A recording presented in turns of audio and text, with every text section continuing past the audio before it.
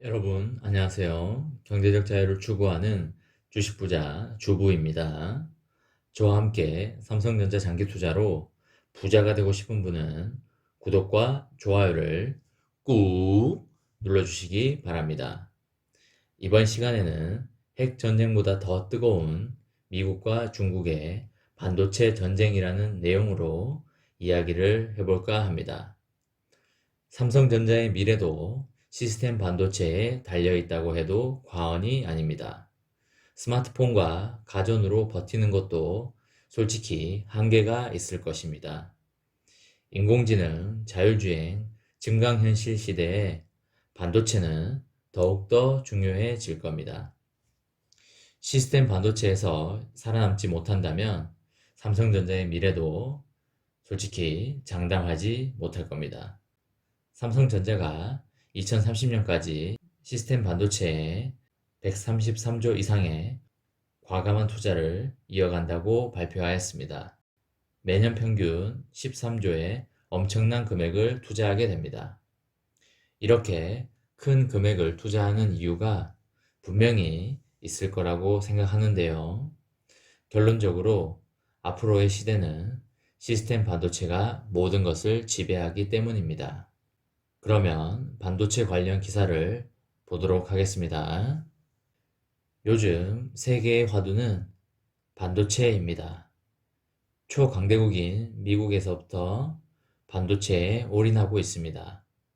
지난달 미국 연방의회는 2021년도 예산에 250억 달러, 우리 돈 약 29조 원을 반도체 보조금 항목에 넣었습니다.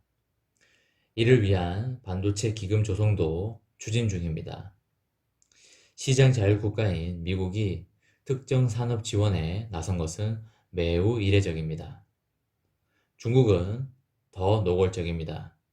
2014년부터 작년까지 500억 위안, 우리 돈 86조 원을 반도체에 쏟아부었습니다.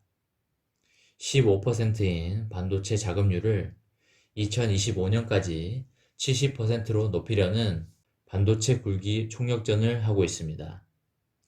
냉전 시기에 핵 개발 노력에 버금간다는 분석이 나오고 있습니다. 미중 전쟁은 반도체 패권 전쟁이라는 방증입니다.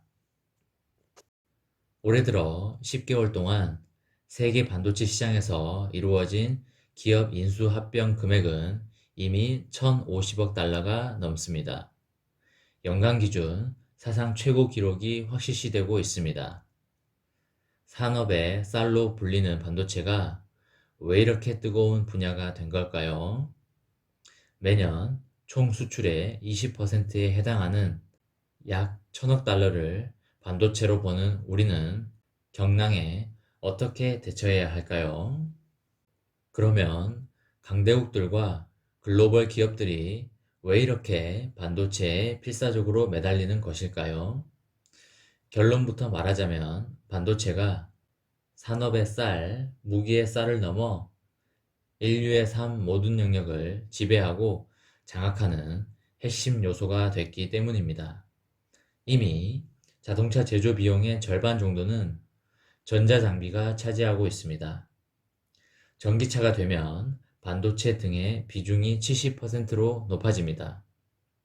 인공위성, 드론, 미사일 같은 첨단 무기도 두뇌 역할을 하는 반도체에서 결정적 차이가 나게 될 겁니다.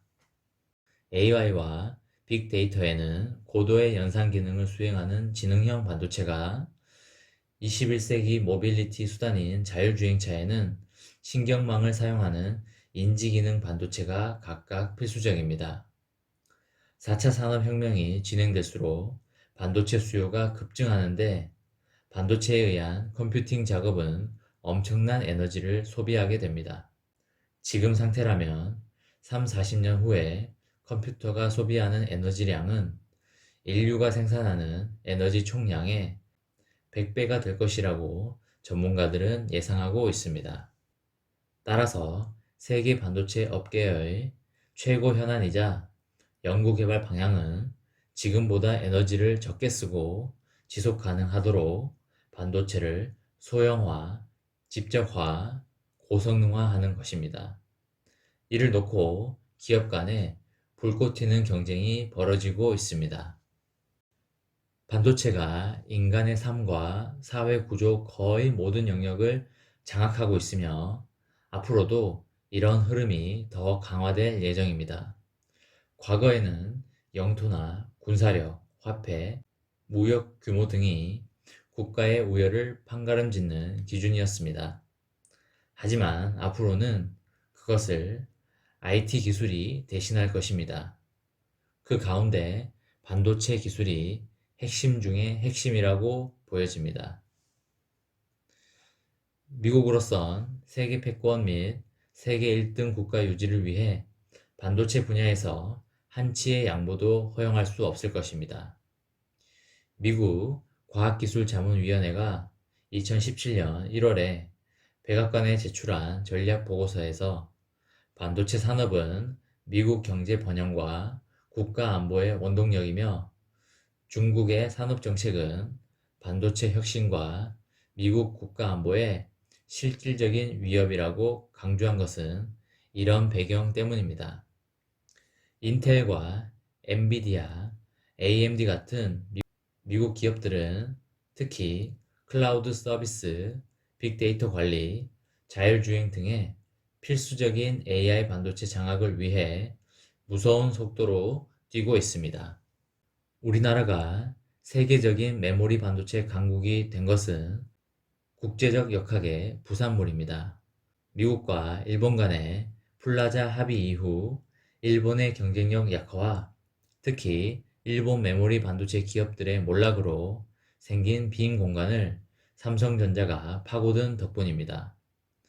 며칠 전 타계한 이건희 삼성 회장의 결단도 중요한 역할을 했지만 1980년대 당시 메모리 반도체를 중요한 부문으로 간주하지 않은 미국이 한국의 진입과 성장을 허용했기 때문에 가능했습니다. 반도체 지정학이 지금도 잘 작동하고 있는지를 보면 미국 정부가 최근 화웨이와 ZTE, SMIC 등 제재한 데에서부터 증명이 된 것처럼 보입니다. 삼성전자가 세계 1위를 목표로 내건 반도체 파운드리 분야도 마찬가지입니다. 삼성 파운드리는 세계 1위 파운드리 기업인 대만의 TSMC와만 싸우는 게 아닙니다.